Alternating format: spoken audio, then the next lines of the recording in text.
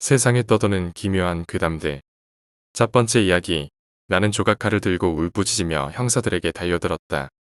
나는 어머니, 아버지가 없다. 나의 아버지는 공사장에서 일하시다 내가 2살 때 난간에서 떨어져 돌아가셨다. 의지할 곳은 어머니밖에 없던 시절. 나는 어머니마저 내가 14살 때 잃어야만 했다.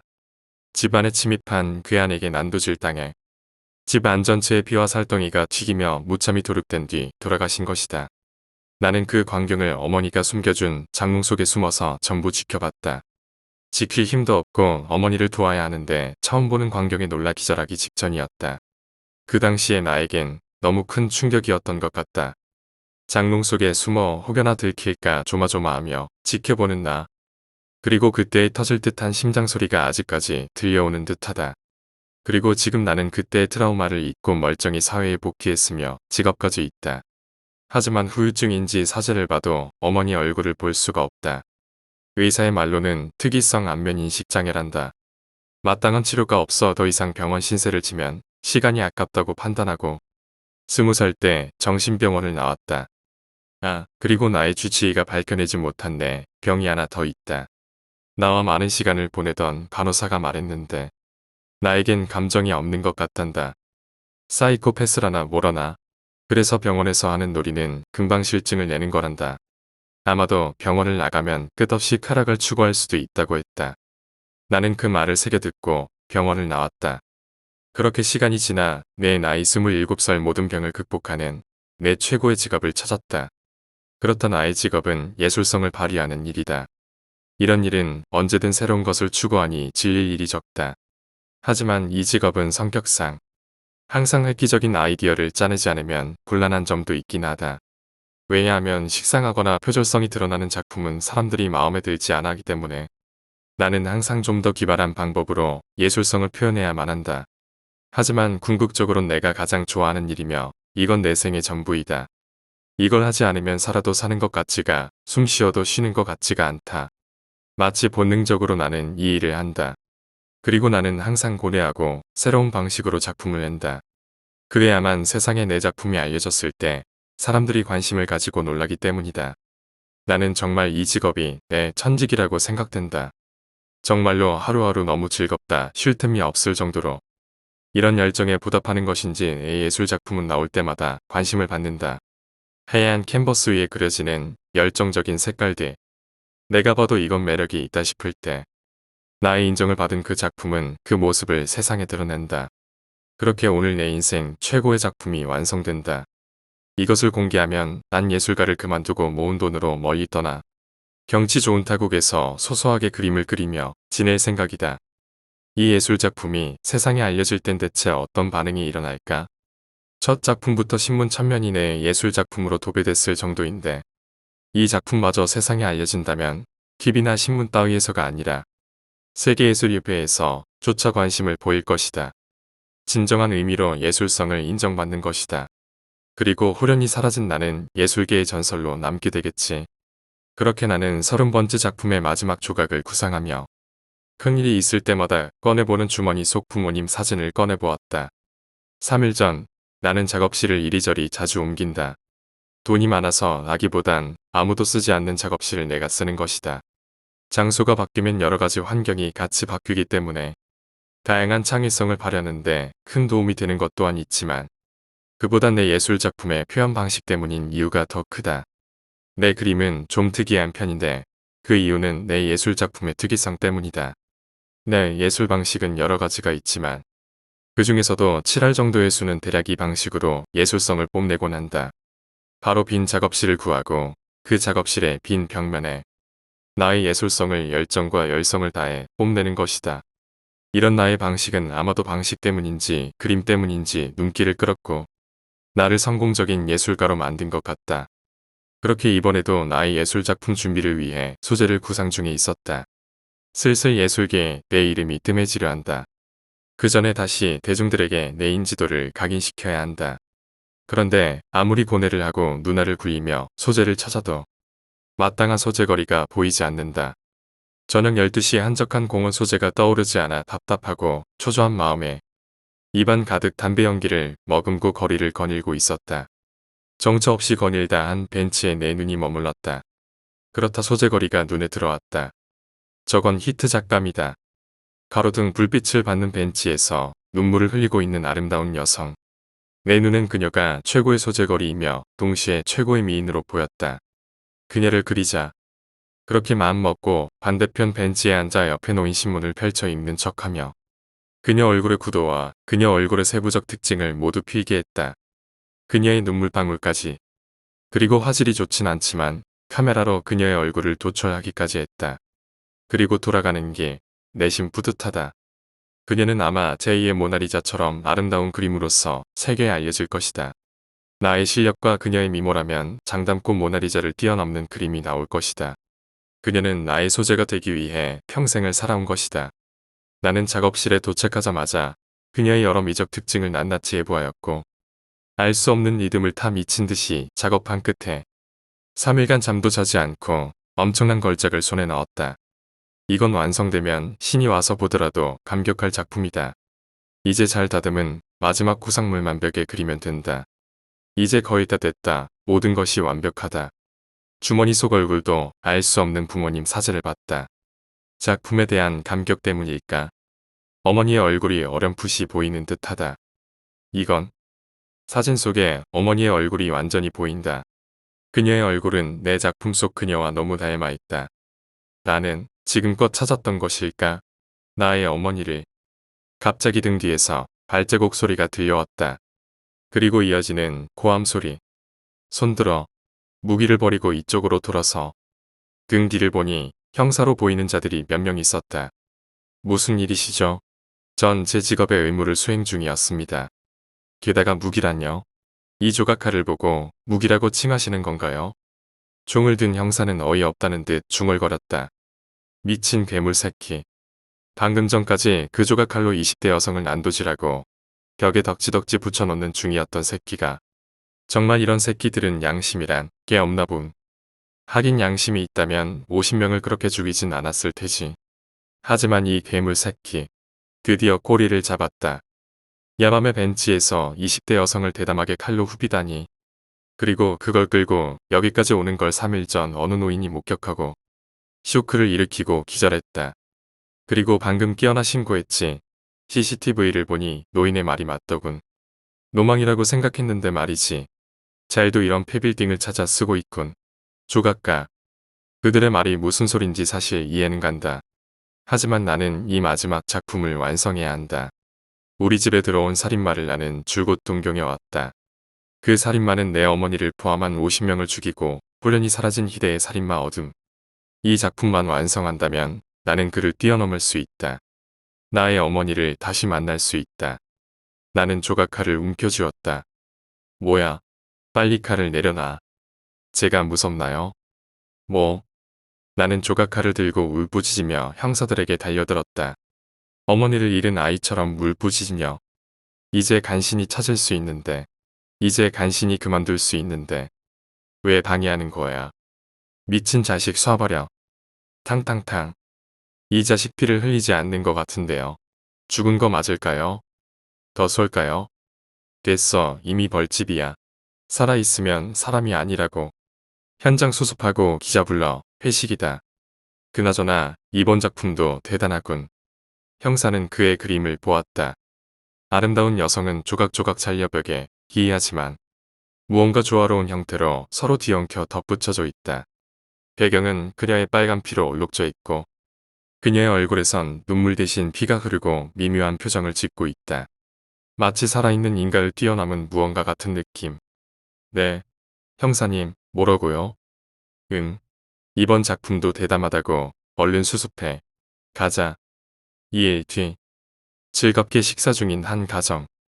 가장으로 보이는 자는 신문을 펼친다. 아빠, 밥 먹을 땐 그것 좀 보지 마세요. 헛기침을 하고는 아버지는 신문을 읽는다. 51명을 무참히 살해한 연쇄살인귀 조각가 발견 후 사살. 투항 권고 중 달려들어 총살. 수십 발을 맞아도 피가 튀기지 않는 기묘한 일이. 사망 확인 후 타국에서 그의 죽음을 애도하며 그의 살인 행각을 예술로 인정하는 등 세계미술협회에서도 일부는 부정하며 일부는 긍정하는 어이없는 태도를 예술가 사이에선 참, 드디어 잡혔구먼. 그나저나 이런 미친 짓을 예술성이 있다고 얘기하다니 세상이 말세야 말세. 설거지 중이던 어머니가 물어본다. 어머, 그 20, 30대 여자만 골라 죽이던 살인귀 놈 말이죠. 그래, 다행히 총살당했다니 이제 좀 마음 놓고 살 수 있겠구먼. 쿵쿵쿵. 택배 왔습니다. 내가 나가볼게. 아버지는 신문을 덮고 나가신다. 택배. 여보, 도망쳐. 아빠, 영수야, 얼른 이 장롱에 숨어. 어머니가 무릎을 꿇고 택배 직원에게 빈다. 제발, 제발 살려주세요 제발. 피가 장롱 속까지 튀긴다. 나는 그 광경을 무력감과 흥분 속에서 지켜볼 뿐이다. 3년 뒤, 신문 천면. 이번엔 살인귀 조각가의 영혼이 전염된 것인가. 하루 만에 13명을 죽인 최단 살인귀로 새로운 도살자 등장 이름을 랩으로 지정. 경찰 측에선 수배령을 내렸고 여러 목격, 증언을 통해 범인은 이틀 전 근처 정신병원을 탈출한 17세장 모 씨로 추정 수사 방향을. 이자는 14살의 택배의장 강도에게 부모를 잃고 정신적, 그의 대담한 가택 침입 후 도끼로 도륙하는 살해 방식에 모두들 경악. 경찰 측에선 최대한 빠른 시일 안에 잡겠다며 포부를. 경찰서장은 이렇게 말했다. 더 이상의 피해자는 없어야 합니다. 우리 경찰은 앞으로 살인에 즉각적으로. 두 번째 이야기, CCTV. 난 이 아파트 관리소장이다.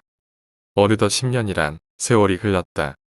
모두가 친절하고 그렇게 잘 살지는 않지만 행복한 곳이다. 그나저나 요즘은 마땅히 할 일이 없다. 진짜 없다. 돈 받고 가만히 앉아만 있기 죄송스러워서 그냥 잡다한 자비를 하지만 이것도 조금만 하면 금방 끝난다. 에구, 이봐 오 실장. 예. 요즘 할 일이 너무 없구먼. 이거 참 미안하이. 에이 괜찮습니다. 그냥 편안히 하세요. 전 이만 가보겠습니다. 그래. 가보게나. 우리 아파트를 총괄 담당하는 오 실장이다. 착하고 친절하다. 어이구, 우리 관리소장님. 오늘 밤도 안전하게 지켜주십시오. 아침에 나갔던 김 반장이 술에 떡이 되어 들어온다. 그래도 이렇게 날 응원해주는 사람은 김 반장뿐이다. 오늘도 조용하다. 아무 일도 없겠지. 귀뚜라미 울음소리가 새벽의 고요함을 깬다. 그냥 가만히 있기도 못해서 그동안 녹음해 놓은 CCTV나 좀 봐야겠다. 치직. 5년 전 거인데도 치직거리는 거 빼고도 잘 재생이 된다. 이 어린 놈이 벌써 그렇게 컸구나. 주민들의 모습을 보는 게 재미있었다. 시간이 가는 줄 모르고 계속 보았다. 이봐요. 관리소장님. 오 실장. 아이고 몸 좀 신경 쓰세요. 아 벌써 아침이네요. 전 또 걱정했잖아요. 계속 누워 계셔서. 걱정해 주시다니 감사합니다. 전 괜찮으니 어서 일 보러 나가보세요. 네. 오늘도 열심히 해주세요. 어제 CCTV를 정신없이 돌리다가 잠이 든 모양이다. 시간도 많이 흘러서 그런지 몸도 하루가 다르게 변해간다. 오늘도 아파트 순찰만 하고 CCTV나 돌려봐야겠다. 온몸이 뻐근하다.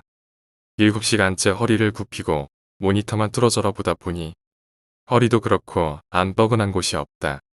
기지개 좀 켜고 다시 봐야겠다. 계속 보다 보니 지루한 감이 있다. 이상한 장면이 흘러갔다. 다시 그 장면을 돌려보았다. 1분 전으로 돌리니 엘리베이터에 피로 가득 차 있는 모습을 비추고 있었다. 좀 더 돌리니 시체 한 구도 보였다. 그리고 그 시체를 치우는 김 반장의 모습이 보였다. 우선 죽은 사람이 누군지 봐야겠다. 자세히는 안 보이지만 아무래도 일동 꼭대기층에 사는 702호 할머니 같다. 난 경비봉과 열쇠를 챙겨서 일동으로 달려갔다. 띵동띵동. 반응이 없다. 미친 듯이 배를 눌렀다. 이봐요. 할머니. 그때 갑자기 엘리베이터 문 열리는 소리가 들렸다. 관리소장 아닌가? 제 길 김 반장이다. 아, 김 반장님이시군요. 여기서 뭐하나? 여기 사시던 할머니가 요즘 도통 안 보이셔서요. 응? 보았다. 아주 살짝이지만 들썩이는 김 반장의 눈썹. 모르십니까? 여기 살던 할머니 이사 가셨는데 뭐 문제 있나? 예, 그렇군요. 전 또 걱정했네요. 요즘 일이 없다 보니. 역시 관리소장이야. 그럼 수고하시게. 난 김반장과 헤어지자마자 관리사무소로 돌아와서 출입기록부를 확인했다. 김복실 78세 이사 대설이사. 네, 글씨가 맞다. 이사 갔다는 게 맞다는 소리인데 정확히 확인해 봐야겠다. 예, 대설이사 업체입니다. 한 가지 좀 물을 수 있을까요? 예, 이사 상담이신가요? 그건 아니고 혹시 거기 업체를 이용한 김복실이란 사람이 있나요? 아, 네. 잠시만 기다립시오. 정확히 오늘로부터 1년 전에 이곳을 이용하셨네요. 그렇군요. 감사합니다. 건망증인가? 그럼 그 CCTV는 뭐지? 아직 모든 걸 단정 지을 수는 없다. 그냥 계속 CCTV를 돌려보기로 했다. 소장님, 이 소장님, 또 주무셨던 거예요? 몸 좀 챙기시라니까 관리사무소에 침대 좀 넣어드려요. 아니 됐네. 혹시 몰라 마침 만난 김해 오 실장에게 물어보기로 했다. 이봐 오 실장, 자네 저기 일동 702호에 살던 김복실 할머니라고 아나? 그 할머니요. 이사 가셨잖아요. 근데 왜 그러세요? 그냥 내 건망증인가? 아닐세 어서 들어가시게. 오늘은 눈 부릅뜨고 CCTV를 돌려봐야겠다. 또 발견했다. 이번에도 역시나 엘리베이터 안은 피칠갑이 되어 있었다. 그리고 그 안에서 시신을 자르고 있는 김반장의 모습이 찍혀 있었다. 그리고 그 옆에서 돕고 있는 오 실장의 모습이 보였다. 죽은 사람은 이동 401호에 사는 아가씨. 그렇지 않아도 이 아가씨도 요즘 안 보인다 했다. 아침이 되었다. 얼른 가봐야겠다. 띵동 띵동 띵동 아무 대답이 없다. 이봐요 아가씨. 안에 있어요. 아무 말이 없다. 가지고 온 키로 문을 따서 들어갔다. 고요하다. 얼마나 집에 오래 아무도 없었으면. 먼지가 가득하고 곳곳에서 바퀴벌레가 기어다니고 있었다. 기침이 나도 모르게 난다. 일단 다시 관리사무소로 가서 아파트 출입증을 찾아봐야겠다. 김지연 24세 이사 대설이사. 역시 이사다. 전화해서 물으나 마나일 것이다. 그러고 보니 아파트 출입증을 보니 많은 사람이 있었다. 꽤 많다. 그러고 보니 나간 것만 있고 들어온 것은 없다. 뭐지? 요즘 따라 김반장과 오 실장이 이상하다. 항상 급하게 뛰어다닌다. 혁신 요즘 이상한 짓 하는 거 아니야? 예. 전 아파트 관리 외에는 다른 일 하지 않는 거 잘 아시지 않습니까? 그래. 요즘 들어 오 실장과 김 반장이 자주 나보고 이상한 짓 안 하냐고 묻는다. 만약 허튼 짓 하면 당신은 끝이야. 계약을 끊는다는 소리인가? 난 요즘 이 이상한 CCTV에 대해서 알아보고 있다. 분명 이 CCTV에는 죽어있던 게 현실에서는 이사간 것으로 되어 있다. 정확히 이사업체도 일치하다. CCTV가 거짓말을 하는 것일까? 언제나처럼 CCTV를 알아보고 있던 나에게 최후 통첩이 들어왔다. 사직서라고 봉투에 써서 들고 오세요. 김 반장이 방금 나에게 말한 말이다. 10년 동안 헌신해온 나를 자르려 해. 며칠 전 난 김 반장과 오 실장을 살인자라고 결론을 내리고 과도 하나를 준비해 놓았다. 이걸 쓸 때가 온 것 같다. 찰컥. 갑자기 문을 열고 경찰이 들어왔다. 당신을 살인죄로 체포합니다. 당신 같은 쓰레기에게는 묵비권이고 뭐가 없다. 체포해. 뭐야? 왜 날 잡아가는 거지? 저기 두 살인자를 잡아가야지. 경찰 당국은 어젯밤 숲풀 속에 가려져 있던 모 빌라 단지를 급습해 그곳을 지키던 이모 씨와 김모 씨, 우모 씨를 체포했습니다. 여기서 인육을 포장해 중국으로 수출하는 끔찍한 일을 벌이고 있는 것으로 조사되었습니다. 이 빌라 한 집에는 시신이 적게는 한 구 많게는 5구씩 들어있는 걸로 확인이 되었습니다. 근데 그러고 보니 왜 그동안 김 반장하고 오 실장밖에 안 보였던 걸까? 세 번째 이야기, 의문의 남자. 며칠 전 찾아온 의문의 한 남자가 남겨놓은 말들이 나의 일상을 완전히 일그러뜨렸다. 어느 날 나는 웬 알아보지도 못할 한 남자가 우두커니 나의 집 앞에 서 있는 것을 발견할 수 있었다. 이사 온 이웃인가? 하며 나는 그에게 다가갔다. 저 누구시죠? 그는 한치의 망설임도 없이 나의 질문에 답했다. 밖에서 할 얘기는 아닙니다. 안에 들어가서 얘기하죠. 누가 들을 수도 있으니. 만약 당신이 이러한 상황에 처했다면 어쩌겠는가? 어쩌면 당신은 웬 미친놈이지? 하며 경찰에 신고했을 수도 있을 것이다. 하지만 나는 그러지 않았다. 지금에 와서 생각해보면 그래야 하는 게 나의 정신건강에 100배는 더 이루었을 것이라 믿어 의심치 않는다. 궁색한 변명이라면 변명이랄까. 그에게서는 소설 속, 만화 속 등 허구의 매체에서나 등장할 법한 이상한 아우라가 느껴졌다. 그리고 그에게선 거부할 수 없는 달콤함이 느껴졌다. 평소 알고 지내던 여자가 나에게 붉은 홍조를 띠며 잠시 얘기 좀 할 수 있어? 라는 것보다도 더한 달콤함이. 하지만 머지않아 그에게서 느껴지던 달콤함은 곧 약보다도 한약보다도 더 쓰디쓰게 변했다. 마치 그는 집의 구조를 알고 있는지 나보다도 앞장서서 걷다가 거실에 있는 소파에 몸을 기대며 말을 꺼냈다. 요즘 싫어하는 사람 있으시죠? 나는 당황했다. 안 그래도 요즘 눈엣 가시 같은 사람이 한둘이 아니었으니까 나는 말을 꺼내지 않았다. 그러자 그가 말을 했다. 그건 당연한 거예요. 사람이 입에 맞는 게 있으면 맞지 않는 것도 존재하는 법이니까요. 하지만 그 사람이 정말 죽이고 싶을 정도로 믿냐 아니냐의 차이죠. 당신은 어느 쪽인가요? 나는 어느 쪽이냐고? 무슨 대답을 듣고 싶은 거야? 사람이라도 죽이자는 거야? 이봐, 나는 그렇게 용감하지 않다고. 그보다 당신 미친 거 아니야? 여러 가지 생각이 나의 머릿속에 뒤엉켰다. 그러던 중 무의식 중에 한 사람이 떠올랐다. 김한중. 나의 학창시절을 망쳐놓은 주범. 나에게 이유 없이 시비를 걸던 그놈. 현재까지도 자기가 나에게 뭐라도 되는 마냥 짓거리는 그놈. 같은 경력, 친구임에도 나의 상사인 그놈. 내 인생이 이렇게 돼버린 가장 필연적인 곳에 있는 그놈. 서해도 아니라 했지만 나만은 알고 있는 나의 어머니를 돌아가시게 한 진짜 이유를 가진 그놈.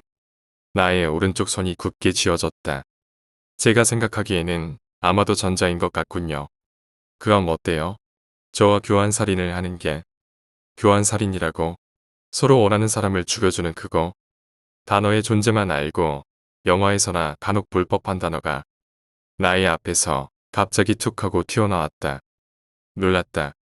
아니 놀랄 수밖에 없었다. 생전 처음 보는 사람이 나의 앞에서 그런 말을 꺼내니 놀랄 수밖에. 그리고 희열을 느낄 수밖에. 교환살인은 서로 연관이 없는 사람을 죽이는 것이기에 연관성은 눈곱만큼도 찾아볼 수가 없어요. 그래서 사건은 미궁에 빠지게 되고 그만큼 안정성도 높아집니다. 그리고 죄책감도 덜하겠죠. 더구나 서로의 비밀을 간직한 채 상호작용을 한다면 더 말해 무엇하겠습니까? 그의 말이 끝나자 전과 같이 넓은 공간 속에 정적만이 흘렀다. 아마도 그는 기다리는 걸 싫어하나 보다. 내가 말을 꺼낼 기미가 보이지 않을 때마다 스스로 말을 꺼내는 걸 보아하니 나로서는 굳이 다음 대답을 준비하지 않아도 됐으니 다행이었다. 어떤가요? 저의 제안이. 저와 손을 잡지 않으시겠습니까? 당신이라면 잘 알지도 못하는 사람과 덥석 손을 잡을 마음이 들겠는가? 보편적으로 아니라고 말할 것이다. 나도 그랬다. 믿을 수가 없었다. 하지만 나도 원하는 바가 있었기에 완전히 선을 그을 수도 없었다. 저 너무 갑작스럽네요. 솔직히 무슨 말씀을 하시는지 잘 이해도 못하겠고요. 아무튼 생각해 볼 필요는 있는 제안이군요. 생각할 시간을 조금 주십시오. 그는 잠시 생각을 하더니 흔쾌히 나의 말에 동의를 표했다. 그러시다면 할 수 없죠. 며칠 내로 다시 한번 찾아뵙는 걸로 하겠습니다. 원하는 대답 기다리겠습니다. 그럼 이만. 그는 말이 끝나기가 무섭게 자리를 떴다. 더 있어봤자 할 얘기도 없었겠지만 여기까지가 내가 며칠 전 겪은 일들이다. 나는 그날이 있은 후로 잠을 제대로 청할 수가 없었다. 이렇게 보면 짧아 보일 수도 있겠지만 나에게 있어서는 그 어떤 때보다도 더 길게 느껴졌다. 지금도 그때를 회상하면 심장 박동수가 이처럼 빨라진다. 역으로 그가 꺼낸 제안이 나에게 꽤나 흥미로웠음을 입증해준다. 더하여 그를 죽이고 싶다는 마음 또한 점점 커진다. 흥분된 상태로 가만 짐작해보니 그자가 의심스러워진다. 그는 무엇 때문에 굳이 나를 찾아왔으며 나를 아는 듯한 모습을 보인 걸까? 하지만 신경 쓰지 않았다. 상관없다. 그놈을 죽일 수만 있다면, 내가 피해를 입지 않는다면. 비가 오는 날, 회사에서의 업무를 모두 마치고 집으로 돌아가는 길이었다. 나의 집 앞에 그때와 같이, 그때와 다르게 그가 서 있다. 나는 표정 관리를 할 수가 없었다. 그를 죽일 수 있는 날이 더 가까워진 것만 같았다. 다가가 말을 걸었다. 안녕하세요. 안으로 들어가시지요. 그는 말없이 나의 뒤를 따라왔다. 그의 표정이 조금 어둡다. 하지만 개의치 않는다. 나의 목적을 이루기 위해서라면. 이번에는 그가 내게 말을 꺼냈다. 전에 말씀드렸던 것은 어떻게 생각하십니까? 나는 빙그레 웃으며 말했다. 제 진짜 마음은 전자입니다. 아무리 생각해 봐도 그렇더군요. 그의 표정이 사뭇 진지해진다. 아까보다도 표정이 더 어두워진다. 그럼 계약은 성립된 겁니다. 이제는 파기할 수도 되돌릴 수도 없습니다. 그쪽도 마찬가지입니다. 포기해서도 포기할 수도 없어요. 그럼 정보를 교환하죠. 그쪽이 원하는 자는 누굽니까? 저는 이 자입니다. 나는 그 녀석의 사진 한 장을 내밀었다. 아주 잠깐 그의 표정이 일그러졌다. 마른 기침을 하며 탁자를 툭툭 쳤다. 그러자 그는 안주머니에서 사진을 꺼내더니 나에게 내밀었다. 아주 미인인 여자가 사진 속에서 방긋 웃고 있다. 그 뒤에 또 다른 한 장에도 여자의 사진이 있다. 앞선 사진과 견주어도 손색이 없었다. 여자군요. 이 여자들 2명이면 되는 겁니까? 내가 물었다. 예, 그렇습니다. 그쪽은 1명인가 보죠. 제가 1명 더 많군요. 미안하게 됐습니다. 그 사람들을 꼭 죽여주시기 바랍니다. 방법은 상관없습니다. 강간을 하고 죽이든 토막을 내든 교통사고를 내든 목을 조르든 확실히 목숨만 끊어주시면 상관없습니다. 아니요. 거기는 남자고 여기는 여자지 않습니까? 뭐 서로 비슷하다고 봐도 무방하겠지요. 그리고 살인 방법에 대해서는 저도 마찬가지로 관여하고 싶지가 않군요. 그저 그쪽이 당부한 것과 같이 확실히 죽이기만 하면 됩니다. 그럼 날짜는 언제로? 그는 정장의 안주머니에서 작은 캘린더를 꺼내더니 나에게 보여줬다. 그리곤 한 지점에 손을 가져다 댔다. 지금으로부터 이틀 후, 토요일이다. 완벽한 범행을 저지르기 위해서는 조금 부족한 시간이었지만 그 녀석이 하루라도 이 세상과 작별하기를 바라면서 고개를 끄덕였다. 그는 주소가 적힌 메모를 나에게 내밀었다. 그리고 나와 그는 서로의 원수에 대하여 더욱 세밀하게 이야기를 나누었다. 습관, 기가 시간, 혼잡는 시간 등 더욱 확실하게 죽일 수 있게 만들 계기들에 대하여. 그럼 일어나 보겠습니다. 앞으로 이틀 후, 그날 일을 마친 뒤 하루가 지나고 사거리에 있는 빌딩 옥상에서 만나는 걸로 하죠. 그리고 확실히 죽였다는 증거를 들고 오셨으면 합니다. 저도 그럴 겁니다. 나는 고개를 끄덕이며 그를 배웅했다. 네. 그럼 그때 봅시다. 어느 한쪽도 실망하는 일 없었으면 합니다. 조심해서 들어가십시오. 교환살인. 정말 좋은 말 아닌가? 내가 싫은 사람을 이 세상에서 없앨 수 있으면서도 처벌을 받지 아니하는 누가 이런 기발한 생각을 했단 말인가? 누군지 몰라도 정말 좋은 생각이었다고 칭찬해주고 싶다. 그리고 나를 찾아온 그도 정말 좋은 사람 아닌가? 나에게 구원의 손길을 내밀어 주었으니 말이다. 처음에 그를 미친놈이라고 생각했으나 이제 그는 나의 구원자이다. 결과는 열어봐야겠지만 드디어 학수고대하던 그날이 왔다. 그와의 마지막 대화가 있은 후로 밤을 제대로 세울 수가 없었다. 나는 이날을 위해 살아왔단 말인가? 누군가 나에게 이런 질문을 한다면 나는 당연히 그렇다. 라고 말할 것이다. 아직 해가 쨍쨍한 시간이지만 나는 벌써 그녀들 중 한 명의 집 앞에 와 있다. 그녀가 낮에만 혼자 있다.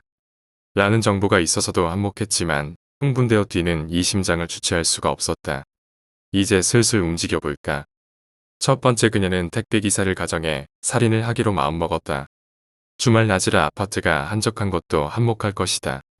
택배기사의 복장을 갖추고 두 손에는 박스를 들고 그녀의 집 앞에 섰다. 한번 심호흡을 했다. 초인종을 눌렀다. 초인종을 누른 지 조금 지나자 안에서 목소리가 들려왔다. 저 택배 왔습니다. 생각보다 쉽게 문이 열렸다. 조금이라도 의심하면 어떡하나 생각했던 나이지만 문이 열리자마자 그녀의 입술을 손으로 막고 문을 닫았다. 나의 거친 숨소리와 그녀의 웅얼거림만이 집안에 퍼진다.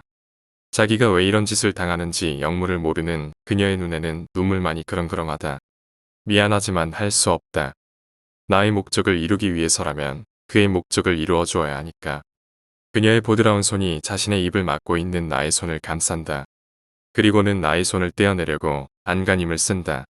하지만 연약하기만 한 그녀의 근력으로 해낼 리 만무하다. 정말 연예인과 비교해 보아도 손색이 없는 외모와 몸매다.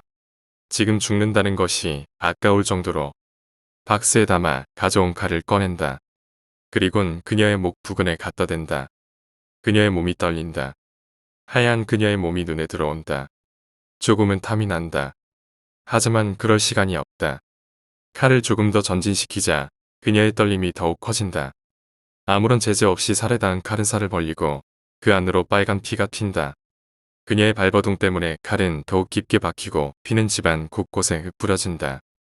나는 왠지 모를 쾌감을 느낀다. 칼에 의해 반쯤 벌려진 목은 덜렁덜렁 흔들릴 것만 같다.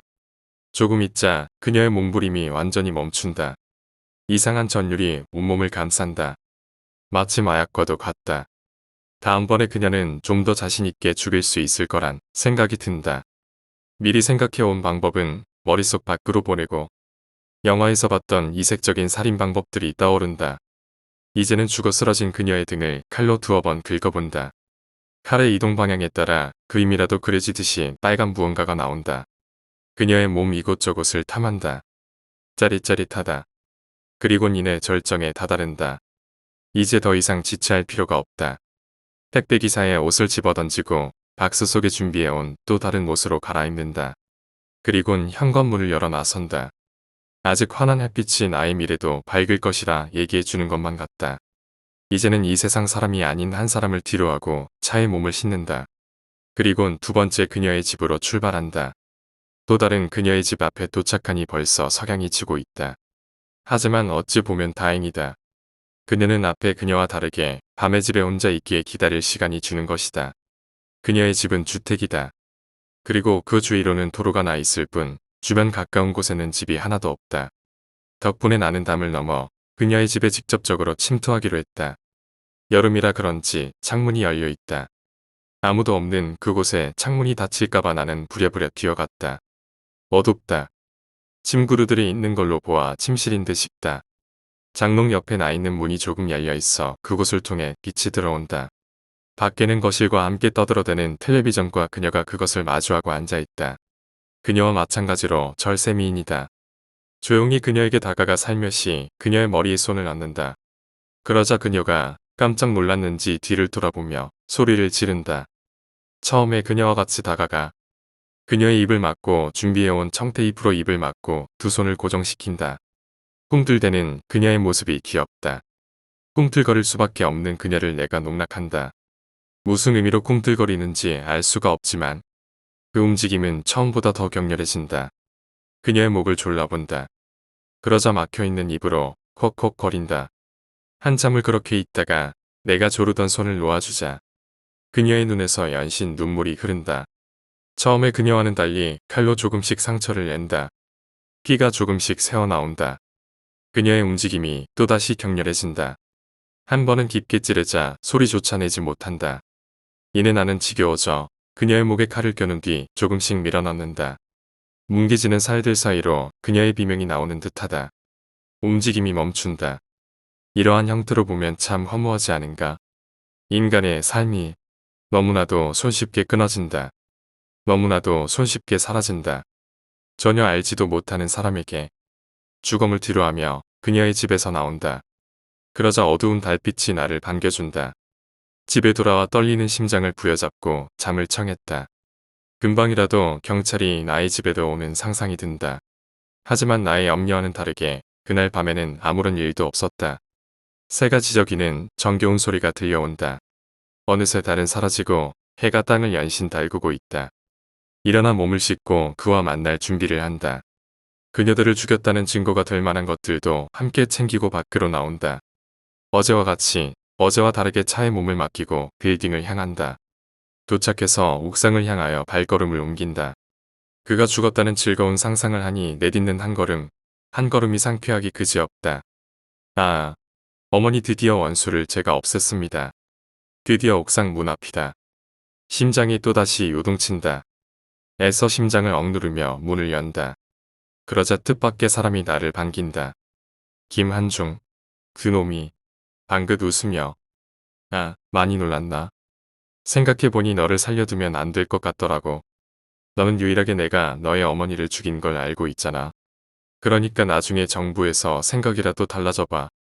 큰일 나는 거지. 그래서 말인데 죽어줘야겠어. 오른손에 든 건 그녀들을 죽였다는 증거겠지. 정말 말 잘 듣는군. 어떤 의미로는 고맙네. 무슨 소리를 하는지 도통 알아들을 길이 없다. 그는 어디에 있지? 그는 어디에 있는 거야? 저 자식을 죽이기로 약속했던 녀석은 뭘 하고 있는 거야? 내가 계속해서 두리번거리자 그 남자의 모습을 포착할 수 있었다. 남자는 갑자기 나타나더니 그놈에게 다가가 섰다. 너는 연쇄살인을 저지르고 죄책감으로 인해 오늘 여기서 처살하는 걸로. 아마 내일 아침 뉴스, 신문에 나올 거야. 그렇게 아프진 않아. 걱정하지 말라고. 아, 이건 가는 게 심심하지 말라고 주는 선물이야. 아마 너희 어머니도 이처럼 죽었더랬지. 처리해. 너무 역정을 내서 이제는 말조차도 나오지 않는다. 저 죽일 놈. 저 죽일 놈. 저 죽일 놈. 너랑 녀석 끝까지 세상이 어두워진다. 네 번째 이야기. 사회학. 나는 요즘 들어서 더욱 머리가 아프고 답답하다. 왜냐고? 사회는 점점 쓰레기들로 넘쳐흐르는데. 근데 정작 이 사회는 아무런 조치도 취하지 않는다 이 말이지. 그래 결론. 이런 쓰레기 같은 사회에 불만이 있기 때문이다. 내가 30을 먹고도 취업을 하지 않는 데는 다 이런 이유가 있어서이기 때문이다. 연애, 결혼, 그런 구질구질한 거에는 흥미없다. 쓰레기 집단에서 쓰레기가 되어봤자 무엇하겠는가. 대한민국의 양적 성장은 이 국가를 눈에 띄게 따는 속도로 선진국 반열에 올려놓았다. 어느새 이 빈민국가는 세계 11위 경제 대국이 되었고 선박 IT 반도체 등 각종 수출의 서주를 담당하는 영향력 있는 국가가 되었다. 하지만 질적 성장으로 볼 때는 어떠한가? 지금 대한민국이 아름답다고 생각하는가? 지금 이 사회가 존재하는 이유가 무엇일까? 정의사회 구현? 아니면 요람에서 무덤까지 책임지는 그런? 아니면 공공이익 실현? 족가오들 있네. 나는 오랫동안 우리 사회가 방향성을 잃은 채 방치되어 있는 건 아닌가 하는 생각을 머릿속에 던져보곤 한다. 서로의 숟가락 지키기에 바쁜 야당과 여당. 무엇이 진실이고 거짓인지도 구분 못하는 늙은이들과 예의랑 눈곱만큼도 찾아보기 힘든 요즘 젊은 것들. 권력이라면 똥오줌도 못 가리는 썩어빠진 정치단체와 이익집단들. 고용없는 성장을 뿌리박은 기업들 배움의 장이기를 스스로 포기한 대학과 편협한 이기주의로 제 역할을 잊어버린 수많은 언론 매체. 자신의 종교가 아니면 모두 쓰레기라 주장하는 종교단체. 그리고 꼬리에 꼬리는 무는 범죄와 늘어나는 자살률. 그렇다. 세상엔 똥오줌 못 가리는 얼간이들만 존재할 뿐이다. 그래 모두가 쓰레기다. 모두 바퀴벌레다. 그냥 쓰레기 같은 바퀴벌레일 뿐이다. 왜 이런 쓰레기들이 판치는 세상에 내가 같은 사람이 되어야 하지? 내가 능력이 없어서 이 나이 먹도록 결혼도 못하고 취직도 못하고 어미아비한테 얹혀 사는 거라 생각하는가? 아니야. 분명 아니야. 이 사회가 나를 받아주지 않는 게 아니라 내가 그냥 이런 쓰레기 같은 사회를 포기한 거니까. 이 세상은 살아갈 가치가 없는 녀석들로 구성되어 있고 결국에는 이 세상이 살아갈 가치가 없다는 거라 이 말이지. 이런 쓰레기 같은 사회에 아직 나 같은 숭고한 이가 남아있다는 게 아름답지 않은가. 지독히 현실적이고 비판적이고 이성적며 냉철한 나야말로 진정한 이 종말 시대의 메시아가 아닐까. 물론 이런 쓰레기 같은 사회를 구원할 마음은 눈꼽만큼도 없지만 말이야. 사회를 좀먹는 녀석들은 구원받을 가치조차 없으니까. 문 좀 열어봐. 나의 단상을 깨는 소리가 방 안에 울려 퍼진다. 시발 쾅쾅. 너 또 문 잠그고 이상한 거 하는 건 아니지? 미친 애미년이 또 나의 행복한 시간에 균열을 만들어 놓는다. 언젠간 죽여버릴 테다 터벅터벅. 문 앞으로가 잠긴 방문을 풀어야 한다. 너 또 방에서 뭐 한 거니? 이상한 거 한 거 아니야? 제발 철 좀 들어라 제발. 네 나이가 몇인데 취직도 못하고 방 안에서 이러고만 살고 있니? 내가 너 때문에 어디 창피해서 내가 눈을 못 들고 다니겠다 응. 아남들은 자식 새끼 다 키워놓고 외국 나가서 편히 산다는데 내 팔자가 뭐냐 팔자가.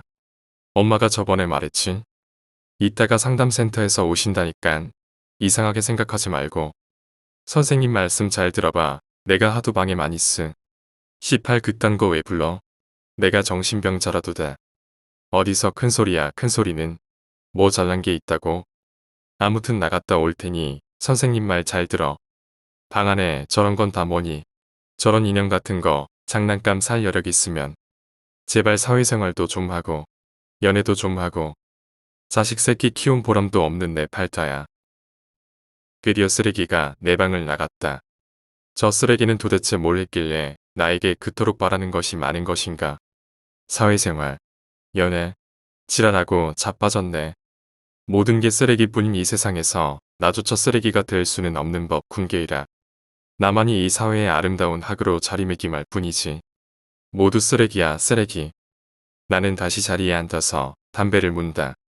그러면서 나는 내가 자주 즐겨 찾는 사이트에 들어간다. 자주 가는 사이트의 소설 게재란. 병신 쓰레기들이 싸질러 놓은 글을 보니 나도 모르게 한숨이 나온다. 병신 새끼들. 이딴 걸 글이라고 싸질래나. 아무래도 내가 일침을 놔줘야 할 것 같군. 제목을 뭐라고 할까나. 좋아. 쓰레기 작품들 올리는 작가들 보시오. 진심 쓰레기 작품들이 판을 치네요. 대표적인 쓰레기작 작살 누님이라는 사람이 쓴 거 그리고 아트라스. 그리고 쓰레기 작품은 더 많지만 쓰레기의 대표들만 이야기해봄. 그나마 봐줄 만한 게 룸메이트 고미 3개 이 2개. 그리고 옛날에 본 3은 몰 의미암님의 글 제발 쓰레기 작품 올리지 맙시다. 보니까 비추받았다고 욕 올린 사람도 있던데. 이 정도면 됐겠지. 나의 한마디 한마디에 반응하는 쓰레기들의 모습을 보니 이상야릇한 기분이 든다. 나는 우월하다. 쓰레기통 속 쓰레기들 중에 유일하게 꽃 피운 장미꽃이라고나 할까. 세상은 쓰레기들로 넘쳐난다. 그런 불쌍한 녀석들은 생각하니 다시 머리가 아프고 답답하다. 그나저나 댓글이 달렸네.